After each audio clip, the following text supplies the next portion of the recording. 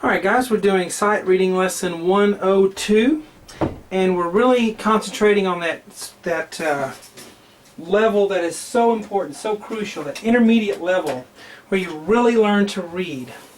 This is the level that many people will self-destruct on because they don't really learn their notes and they're so good and have such a good ear that they can get by without really reading the notes, and then the music starts to get harder and going out of these pet hand positions and you're just lost and frustrated.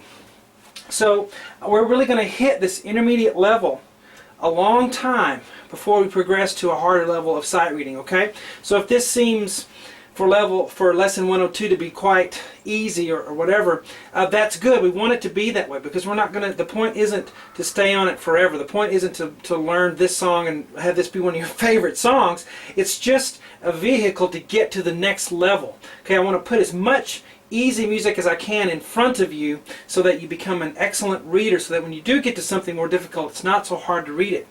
Okay, so we want it to be on the easy side. We want it to be something you can learn in a day and then move on to. Okay, so that's what we're after. And we're gonna, I'm not gonna play this for you first. A lot of times I will do that, but I want you to read it. If I play it for you first, then you'll use your ear and then you won't read it. Okay, so we're going to do this as a sight reading lesson. But those of you who don't know me, I'm Sean Cheek, and my website is seancheek.com. And we have tons of sight reading lessons on there, flashcards you can download. If you're a complete beginner, that's where you want to go, seancheek.com. Start with lesson 1, and you can print out the sheets for this, okay, and all the other music that we do on seancheek.com. Lots of sight reading lessons and exercises. So here's what we're going to do. We'll have the free part 1 here on YouTube, and then I'll put the rest of the lesson on the website. But let's get started here. We have common time, the C. You should know that the C means 4/4, and 4 counts in a measure. Okay, quarter note gets the beat. If I'm saying things that are over your head, it's because you need to go back and do lesson 1 and go through the whole course. But E in the right hand we'll start out with. Now, can you just name these notes? You should be able to do that really easily by this point. Just name those really quickly. If you can't, you're in trouble if you're on lesson 102 and you can't name these basic notes in the right hand or basic notes in the left hand.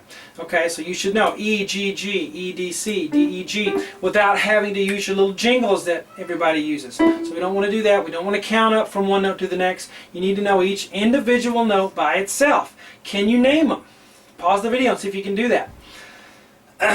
Next thing we're going to do is look at the left hand. This is where people struggle because they see a chord and they go, oh, that's a C chord. I don't even got to know what those notes are. And you'll recognize the pattern because they're space, space, space. But you also need to know what the names of the notes are individually. Do you know what that note is? Boom. Can you tell me it's a C right off the bat? How about an E? How about a G? Okay, we need to know those automatically. If you don't, get out those flashcards that you print off and work on those. So C, E, G for our C chord. Okay, and then we'll have G there. And you know this one, E. Another little trick people will use, and they'll say, oh, I'm just going to play the finger number. I'll play finger 1. I'll play finger 3. Yeah, but what if the note scoots over and you play finger 3? Then you're lost. So you need to know the names of these. G, E. You need to know the name of this. Okay, those of you who went and gone through the other 101 lessons know that this is a C chord, a 1 chord, and this is called a 5/7 chord. Okay, but it's B, F, G there, and the F and G are catty-cornered, but it's written that way because they're so close together. They're catty-cornered, but you play them all at the same time. Okay, and then we have another G and an F. Okay, and then what we got here is C chord. Yes, but let's know that it's C, E, G. Now, the next one, we have an E and a G, but the G is sharped. So we're going to sharp that G there. E and G sharp, okay? Alright. Now, let's look at the rhythm in the right hand, because what will happen is, when you do rhythm, what it really comes down to is you're counting the hand that has the most notes. And you'll just fit the other hand in. The other hand will just fall into place. But you'll really count the hand that has the most notes, and you won't really count the other one because it's just going to be following along with the other one, okay?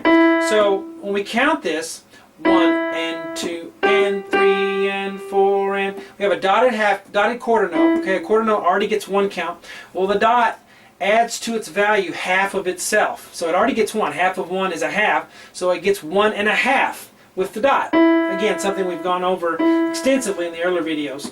1 and 2 and. Now here's its buddy. The 8th note will always be the buddy of the dotted quarter note because it makes up for the half a count we're missing. 1 and 2 and 3 and 4. And now a half note gets 2 counts, right? So that gets count 3 and 4. 1 and 2 and 3 and 4 and 1 and 2 and 3 and 4 and 1 and 2 and 3 and 4. 1 and 2 and 3 and 4 and 1 and 2 and 3, 4. 2 and 3 and 4. And okay, the little slurs we have just denote the phrases or the musical words. Okay, so they're just kind of if I were saying, saying a sentence, the individual words in the when what I'm saying would be, a slur mark. Just the language of music. Da, da, da, new phrase. Da, da, da, ba. See how that works? Now we'll just fit the left hand, right hand together. Let's play this whole line. 1, 2, and ready and go. 1 and 2 and 3 and 4 and 1 and 2 and 3 and 4 and 2, 3, 4, 1 and 2 and 3 and 4 and 1 and 2 and 3 and 4. Whoops! I hit my elbow on the keyboard. Okay, so that last measure, 1 and 2 and 3 and 4, and then we'll finish the phrase here. So this will be where the YouTube video cuts off.